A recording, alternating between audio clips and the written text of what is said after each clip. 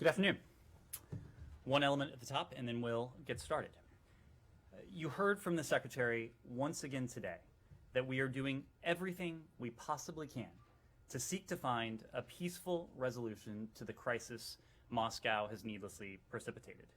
But those efforts, as we've said, will be effective only if the Russian Federation is willing to de-escalate.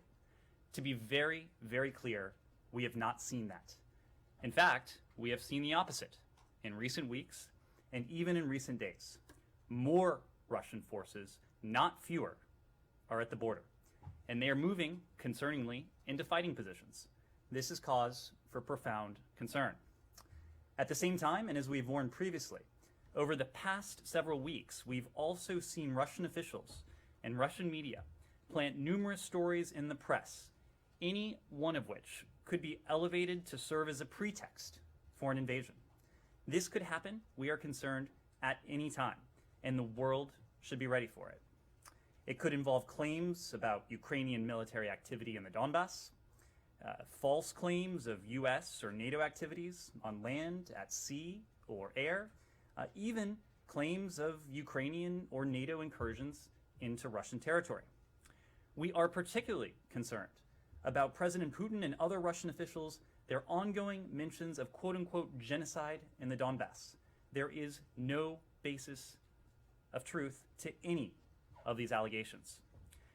This, however, has not stopped the Russians from advancing these false claims to include reports of unmarked mass graves of civilians allegedly killed by Ukrainian armed forces, and statements that the United States or Ukraine are developing biological or chemical weapons, the latter for use in the Russian-controlled territories, or that the West is funneling so-called guerrillas and terrorists in to kill locals.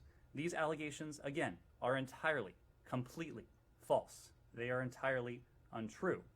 These are false narratives that Russia is developing for use as a pretext for military action against Ukraine.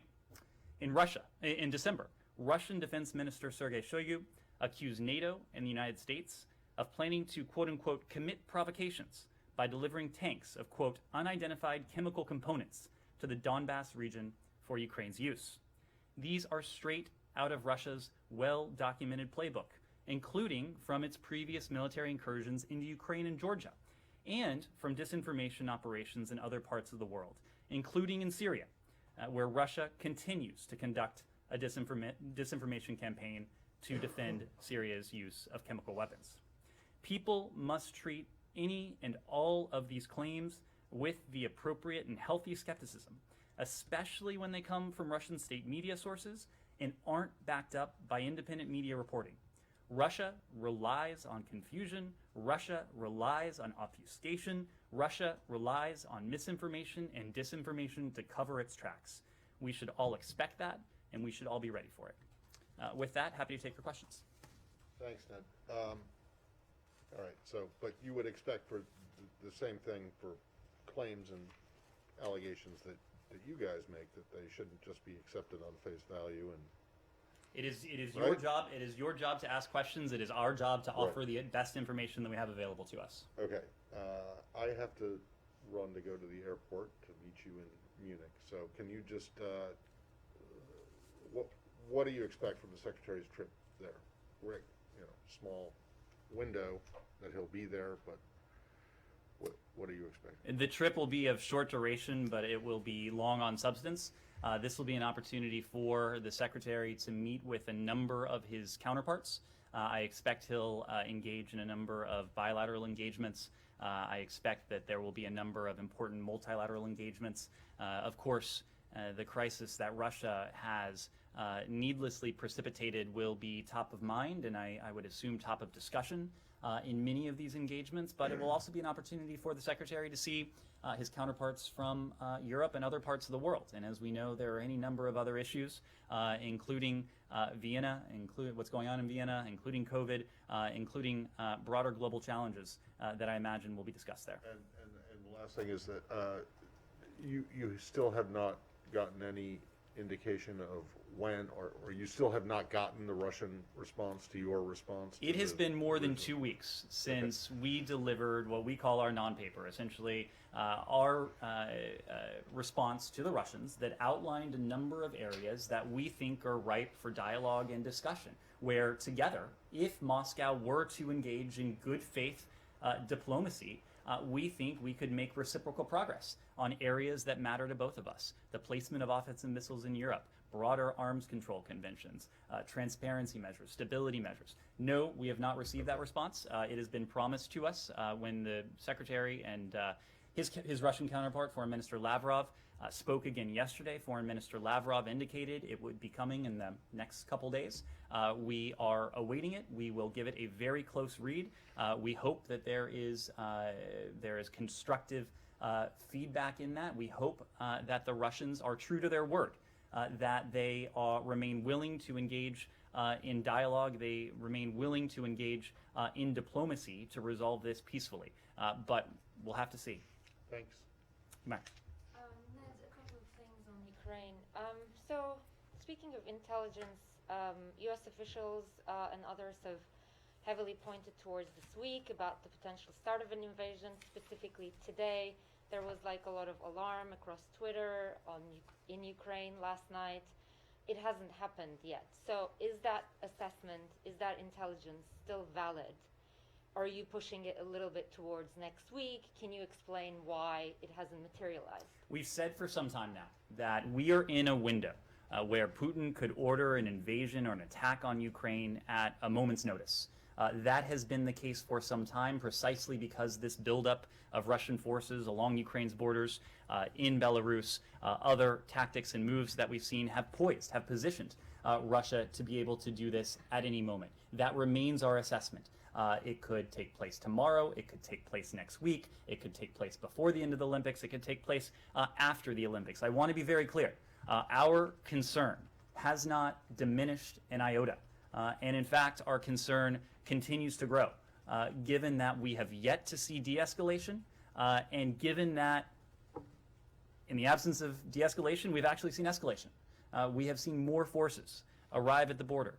We have seen Russian forces take positions that would allow them to be called into service for an unprovoked invasion of Ukraine at any moment. Our concern on this is very high. Right. This morning, Secretary Blinken also left the door open for next week, and now you're saying it might be after the Olympics. Is that backed up with intelligence, new analysis, or you're basically simply talking about the fact that it's not happening today, and maybe it may not happen tomorrow, but it might happen next week? I'm not in a position to detail all of the intelligence that's available to us, but I can tell you this. Our analysis is that the invasion, an attack, could start at any moment. We've been saying that for some time now. We're not going to get into precise timeframes, but the fact remains, and we've communicated this very clearly to our partners, to our allies across Europe and beyond, that the Russian Federation has in place now what it would need to undertake an attack against Ukraine. And since this is so likely from your point of view, it's not hypothetical to ask this. If and when Russia invades, if they do, what will the U.S. engagement with Moscow look like? Is diplomacy going to be dead, or will Secretary Blinken will still be willing to come to the table and speak to his counterpart? Well, I'm not going to get into a hypothetical, but I will say broadly that it would look and sound very differently. Right now, we still believe, despite everything that we're seeing, despite everything that all of you can see with your own eyes, that there remains a window, if the Russians are serious about their commitment to engage in dialogue and diplomacy, for this to be resolved peacefully. That window has not closed. That window will not close until and unless Putin makes the decision to go in. Of course, we think that window still exists. The Secretary indicated to Foreign Minister Lavrov that we look forward to receiving the Russian response to our non-paper, and it is our hope that it forms the basis for continued dialogue and discussion. And we are certainly prepared to continue to engage in that dialogue and discussion. That is what we're focused on now. My final thing is, will Secretary attend the G7 foreign ministers meeting during Munich? Our schedule is still coming together, but I do expect the Secretary will have an opportunity to meet bilaterally with counterparts and also in multilateral fora as well. Francesca. Is there a chance, if you get this response, written response by Moscow today or tomorrow in the coming days, is there a chance, is the Secretary ready to meet with Sergei Lavrov while in Europe? The Secretary is ready to meet with Foreign Minister Lavrov at the appropriate time. The Secretary communicated that very clearly to the Foreign Minister. Look, the Russians have had our non-paper, have had our response for several weeks now. The Russians have been telling us their response is forthcoming for a couple weeks now. So we look forward to receiving it. We will review it just as quickly as we can so that if, again, the Russians are serious about what they say when it comes to dialogue and diplomacy, there can be a further engagement. Whether that is in the first instance over the phone, whether it is somewhere back in Europe, all of that will be worked out. But we are certainly willing and ready to have those discussions with the Russian Federation and to continue down the path of diplomacy. But diplomacy takes two, and in fact, in this case, it takes far more than two, because even if the next meeting is in a bilateral forum, we will coordinate closely with our allies, with our partners, to make sure that they have full visibility into what we are doing, that we in turn have full visibility into what they're doing, and all of our diplomatic efforts are mutually reinforcing. When you say that you don't see any sign, any withdrawal from the border, is it that you don't see it, or is it that you think it's not happening at all? We have no reason to believe it's happening, and in fact, we have reason to believe that forces have been added to the border. And can you elaborate a little bit when you say that these forces are going into a combat position? What does that mean, and what does that mean that they're ready to attack anytime? What kind of forces? Can you elaborate? So I can't get into an order of battle, nor would it be appropriate for me to do so from here, but what gives us great concern is a couple things. One, these claims that we're hearing of withdrawals, we certainly have not been able to verify them, and in fact, we have seen the opposite taking place. We are similarly concerned by the fact that the Russians, in the midst of all this is over the course of weeks and even recent days, have put additional forces on the border. The types of forces they would need to undertake an aggressive action, an attack, an invasion, an incursion against Ukraine at any moment. And that has been our concern. It is not that there would need to be any sort of significant lag time between an order from President Putin and Russia moving forward. It's a very dangerous moment. But it is still your assessment that President Putin has not made yet a decision about an invasion? We still believe there is the possibility for a diplomatic resolution to this. As long as we think that window remains viable, we will be open and in fact eager to take part in diplomacy with the Russian Federation if they are willing to do so in good faith and to reciprocate on that same basis. Kylie. Does the United States believe there are enough Russian troops situated along the Ukrainian borders right now to fuel a full-scale invasion? So again, I can't get into the various contingencies. What I can say, and what the president said yesterday, is that there are now more than 150,000 troops arrayed along Ukraine's borders. That's inside Russian territory, close to the Ukrainian border, but also inside Belarus. That is, by any means, by any estimate, a massive number of forces. We also know that the Russians have capabilities when it comes to electronic warfare, when it comes to aerial capabilities, any number of tactics they could employ, whether on their own or together as part of a broader onslaught. So we have considered all of these possibilities. What we know is that this could take place now at any moment, given what we have seen amass along Ukraine's borders in recent days and recent weeks. So do you have an assessment of the number of troops that would be needed for a full-scale invasion? You just don't want to publicly share that? Or where, I'm just trying to understand why you say that aggression could be carried out, but you won't say what form of that what form or what scale that aggression could be? Well, because that decision doesn't rest with us, of course. If that decision rested with us, we would find a diplomatic resolution to this.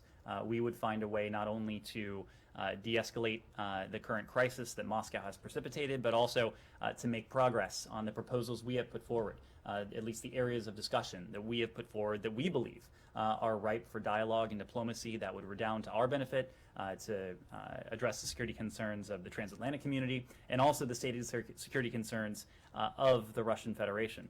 When it comes to how the Russians would use the forces along the border that they claim are there for innocuous exercises, you'd have to ask them. Okay, and then just on resistance, if there is an aggression, an invasion into Ukraine, does the State Department have a widespread plan in place for how you would support a Ukrainian resistance, even if that resistance isn't led by a centralized Ukrainian government, because obviously they may be toppled? So let me make one broad point, and that is that, again, we are doing everything we can to forestall that possibility, to deter, to prevent Russian aggression. It is not our desire, certainly not our desire, to see that instated. It is our desire to see this resolved peacefully and optimally in a way where we can actually make progress on issues that have mattered to us, have mattered to us long before the buildup, issues that have mattered to Europe, that have mattered to Europe long before the buildup, and presumably issues that matter to Russia and have mattered to Russia for some time now. Without taking this hypothetical too far, what I can say is that in the event of a Russian incursion, our defensive security assistance to Ukraine will continue and it will be accelerated. As you know, we have delivered hundreds of millions of dollars, $650 million worth of defensive security assistance last year. The drawdown that the president authorized in December of some $200 million. Those deliveries have continued even in recent days to our Ukrainian partners. We also have authorized our NATO allies to provide U.S. origin equipment to our Ukrainian partners. All of that would not only continue, but it would be accelerated in the event of additional Russian aggression. And that is in addition to what we would do to further reinforce our NATO allies on the eastern flank. And just to be clear, you'll figure out how to give Ukrainians that support even if their government is no longer. That defensive security assistance will continue. Okay, and then just one last thing, sorry. Is there a task force out of this building on Ukraine? We've kind of heard that discussed, and could you just give some details on what that looks like and how often you guys are meeting and that sort of thing? There is a task force. The task force was stood up in recent days. It is a task force that is operating with a large team that incorporates many of the elements in this building. It is, as you know, planning for a task force like this has been in the works for weeks now. We were able to stand it up on short notice, given the planning that had taken place. Yes, Lat. Thank you. When Secretary Blinken met India's External Affairs Minister S. Jaishankar in Melbourne a few days ago, did he come out with the impression that India is fully supporting United States on the issue of Russia? So there was a discussion of Russia and Ukraine in the context of the Quad meeting that we had with our Indian counterparts, our Japanese and Australian allies. There was a strong consensus in that meeting that there needs to be a diplomatic, a peaceful resolution to this. One of the core tenets of the Quad is to reinforce the rules-based international order. And that is a rules-based order that applies equally in the Indo-Pacific as it does in Europe, as it does anywhere else. We know that our Indian partners are committed to that rules-based international order. There are any number of tenets to that order. One of them is that borders cannot be redrawn by force, that large countries cannot bully small countries, that only the people of a particular country can be in a position to choose their foreign policy, their partnerships, their alliances, their associations. Those are principles that apply equally in the Indo-Pacific as they do in Europe. And during the bilateral meeting, did Secretary Blinken raise the issue of CAATSA sanctions or India buying S-400 from Russia? There was a discussion of our broad defense relationship, but I wouldn't want to characterize it beyond that. One more question. India has asked a number of its students who are studying in Ukraine to leave the country. And many of these students have said there are not enough flights, and if the flights are there, they are quite expensive. Even as India has assured them that they will be taken care of if there is invasion. But is there any coordinated international efforts, including by US, to evacuate foreign nationals from Ukraine in the case of an invasion?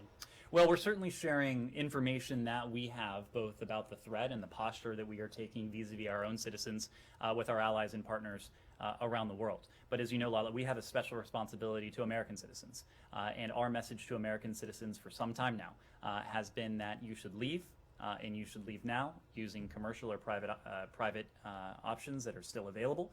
Recently, we have provided American citizens, at least reiterated guidance to American citizens how they can travel overland. And we have given them specific crossing instructions for specific border crossings. We have worked with our Polish allies to facilitate border crossings of American citizens. We know that any number of countries are doing the same for their own citizens. We think this is a prudent step as we continue to do everything we possibly can to seek to find a diplomatic resolution to this crisis. Thank you. Yes, Missy. Just a couple questions on Ukraine, Ned. Did I miss you saying who was heading the Ukraine task force, and can you tell us? We'll see if we can get you any more information on that. Okay. And I know that you said Secretary Blinken will plan to meet with Foreign Minister Lavrov at the appropriate moment, but in the meantime... Is willing to. Is willing to, okay.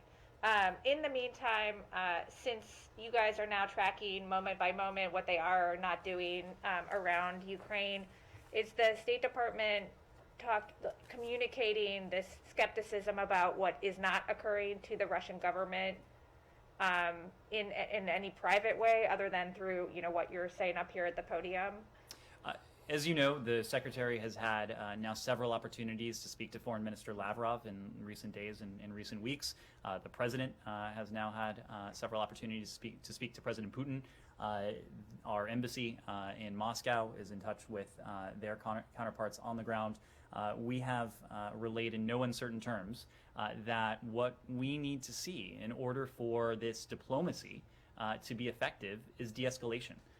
The Russians have heard that from the very start of this process. And if I recall, even at the outset of the first meeting of the Strategic Stability Dialogue, the dialogue that Deputy Secretary Sherman attended with Foreign Minister Ryabkov in Geneva in January, that was a key message that we imparted publicly, but also privately, that in order for this process to work, we need to see de-escalation. Until now, that is a message that the Russians have not heeded. Okay, just two more questions. And they're saying we're moving back forces. You're saying they're not moving any meaningful amount of forces, and in fact they're doing the opposite. Why do you think they are making these claims when not only is there what the intelligence that you guys are observing and then talking about publicly, but there's commercial satellite imagery. There's people who are posting stuff on TikTok. Why? I'm just curious about what you think their thinking is there, given the fact that it's something that, in this day and age with the access to imagery out there in the public, that they think that they could sort of get away with, if that's what you guys are saying. Well, you're right that there are Russian words and then there are Russian actions. And it should be clear to everyone, it is clear to everyone who takes the time to investigate, that their words do not match their actions, and in fact, their words stand in stark contrast to their actions. And you can see that on social media, you can see that on publicly available satellite imagery, you can see that through any number of means. That's a question for the Russian Federation. What I will say, and this is as much from an historical perspective as it is from what we're seeing now, this is the Russian playbook. This is the playbook the Russians have used in the past including in 2014, to paint a picture, or at least to attempt to paint a picture publicly, while they do the opposite in a way that they seek to obfuscate, in a way that they seek to obscure and to hide. This is not 2014 in the sense that social media is different. There are resources available to the public that were not available back then, but it's also not 2014 in the sense that we are standing up here almost every day and offering the context of what we know in an effort to be as transparent as we can with the American people and the international public, to do two things. In the first instance, and in a best case scenario, to attempt to prevent, to deter the Russians from moving forward with what they are planning, what they have planned, or what they had planned all along. If we're not able to do that, and ultimately Putin will make the decision that Putin will make based on his own calculus, if we're not able to do that, what we will have done is to have put a spotlight on the fact that this was all a charade, this was all a show, and that while the Russians were claiming de-escalation, while the Russians were claiming a commitment to dialogue, that the opposite was taking place. And so that's why we've tried to be very clear about the disinformation, about the pretexts, the fact that the Russians did this precisely in 2014, and our growing alarm that the Russians may be planning a similar pretextual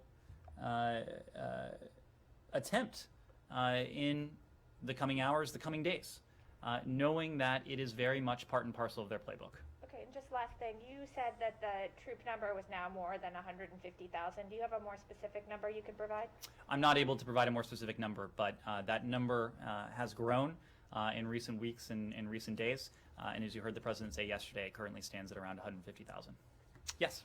I know you say that Putin could obviously order an attack at any moment, but I just wonder, vis-a-vis the specific date that was put out for today and an attack didn't materialize, does that mean that that specific piece of intelligence was wrong? No, it doesn't.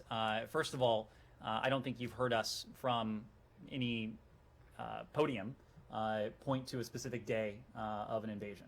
I think what you've heard from us from some time now is to make the point that what the Russian Federation has put in place are the capabilities it would need to order an attack at any time.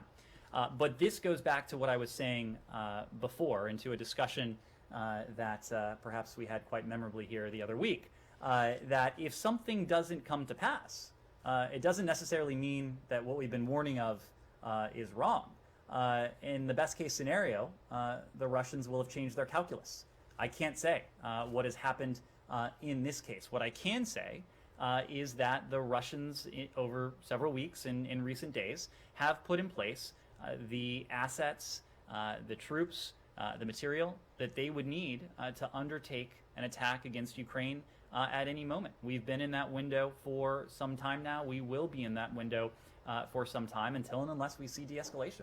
And secondly, quickly, I noticed that the Russian Defense Ministry has issued video showing trainloads of armoured vehicles heading, at least purporting to be heading across the bridge away from Crimea. What do you need to see to be convinced that there is some form of withdrawal? I mean, presumably you think that that video is not true, or what is it that you would need to see? Would it need to be backed up by satellite imagery, or...? It would need to be verified. And in what sense, though, I guess? There are any number of ways that we have to verify them, and I'm not able to speak to all of them from the podium. But look, this is not an assessment that is ours and ours alone. You heard from the NATO Secretary General this morning, Jens Stoltenberg, that we have not seen de-escalation, and in fact, we've seen more troops head to the border. So it's difficult for us to speak with specificity when it comes to the sources and methods that we would use to verify such a claim, but I can tell you that we are pulling every lever at our disposal in an effort to make sure that we have as much visibility as we can. But that sort of video is propaganda, do you think? The Russians have engaged in a great deal of propaganda and disinformation on this very question. And just lastly, are you concerned or convinced by the sounds of it that Moscow is pushing this genocide line to justify invasion? And just why are we seeing that now? Well, you would have to ask the Russian Federation why we're seeing that now, but we can say a couple things. How concerned are you? We're very concerned. We're very concerned because we know broadly that the Russians want to point to a fabricated pretext before undertaking aggression. It's precisely what they did in 2014 in Ukraine. These claims of genocide have haunting echoes of what we heard in 2014 regarding the persecution of Russian speakers in eastern Ukraine and Crimea. This is in some ways eerily similar to what we have experienced before. And so now that we hear Vladimir Putin, we hear other Russian officials pointing to genocide, pointing to pointing to what we have heard in the past.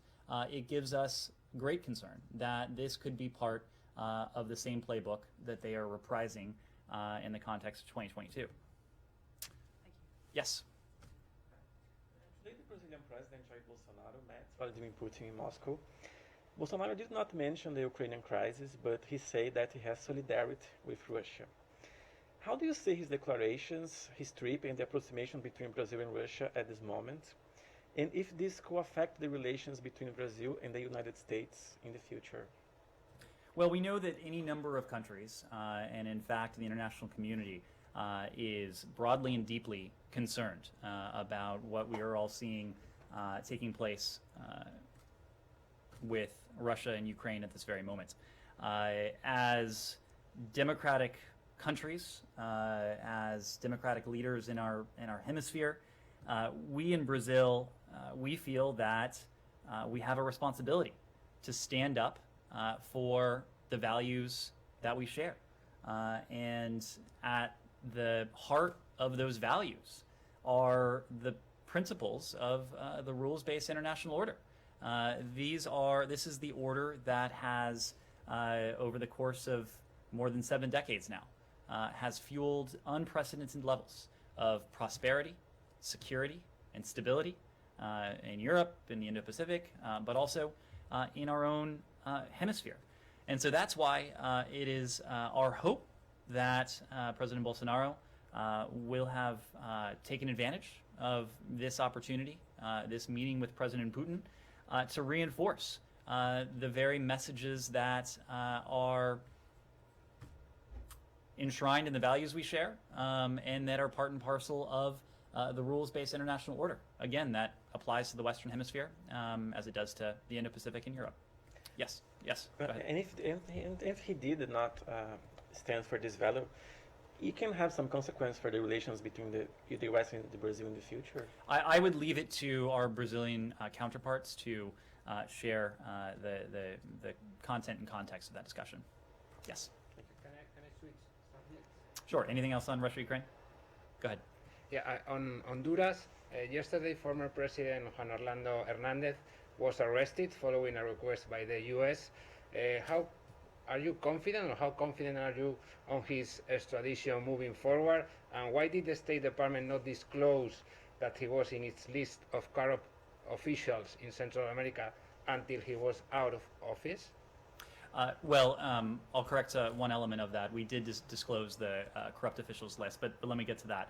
As a long-standing matter of State Department policy, as you know, we don't comment on matters of extradition. Those are within the purview of the Department of Justice, and I need to refer you to the Department of Justice to speak to the process behind any particular extradition. But Secretary Blinken did state last week, when we publicized the fact that former President Hernandez was included in the corrupt and undemocratic actors list, that no one is above the law. That includes heads of state, former heads of state. And we take all allegations of criminal wrongdoing extraordinarily seriously, whether it's in Honduras, whether it's in anywhere else in this hemisphere or around the world. Our priority remains seeing the rule of law respected, implemented, strengthened, and supported by our partners as they work to ensure judicial and security sectors protect all of their citizens. These are discussions that we're having with our Honduran partners, but also partners throughout the region. Are you satisfied with his arrest? Again, as a matter of when it comes to the extradition, I need to refer you to the Department of Justice. Yes, Tracy. To follow on my colleague here, actually, Juan Orlando Hernandez was not included initially when the list was released last year, and only recently put on the list, I think, last month. But his question: are you confident that Hernandez will be extradited? You know, as you know, as happens in many countries, he managed to stack the Supreme Court with his allies, and that is who the Honduran Supreme Court, obviously, and that is who will have to rule whether they will allow the extradition or not. So I'm wondering how confident you are that that extradition will take place. Again, as a matter of longstanding policy, we don't speak to the process of any particular extradition. So I'd have to refer you to the Department of Justice. But what I will say is that the rule of law, following the rule of law, strengthening the rule of law, implementing the rule of law is a key priority of ours, including in Central America. We know that it is a priority of the new administration there, and I think I would have to leave it at that. On Iran, the Iranian foreign minister is expected to be in Munich at the security conference. Is the secretary ready, willing to meet with him directly in person if that helps having a breakthrough in Vienna? I wouldn't expect, at least in Munich, a meeting between the secretary and the foreign minister. But what I will say, and what we have long said, is that we believe that direct talks between the United States and Tehran and Iran would be in our interest in the context of Vienna. As you know, Francesco, we have had to operate on an indirect basis with our primarily our European partners, relaying messages back and forth, and that has posed an obstacle in the context of negotiations that are technical, that are detailed, that are complex. And so we have said for some time now that we would find direct negotiations in the context of Vienna to be to our advantage. It would be to the benefit of our attempts to seek to achieve, or at least test the proposition of whether we can achieve a mutual return to compliance with the JCPOA. The French foreign minister said today it's now a matter of days and no more weeks to know whether, well, to have a deal to save the JCPOA or to go in a nuclear crisis. Is that your assessment too? Is it a matter of days? Well, our assessment is that we are in the midst of the very final stages of, as I said before, a complex negotiation with the key stakeholders here. This is really the decisive period during which we'll be able to determine whether a mutual return to compliance with the JCPOA is in the offing or if it's not. Again, we are sincere and steadfast in our efforts to test the proposition as to whether a return can be achieved. We continue to believe that a mutual return to compliance with the JCPOA is the best way to once again place permanent, verifiable limits on Iran's nuclear program. But we're in a decisive period because that window will very shortly have closed. And so have you seen the political willingness from Tehran in these last days in Vienna, and when will you be able to make that assessment? I think we'll have a much better sense of that in the coming days, and it will have to be in the coming days because, again, we're in a decisive period where all sides will have to make the political commitments that will be necessary if we are to achieve a mutual return to compliance with the JCPOA. Okay, thank you very much, everyone.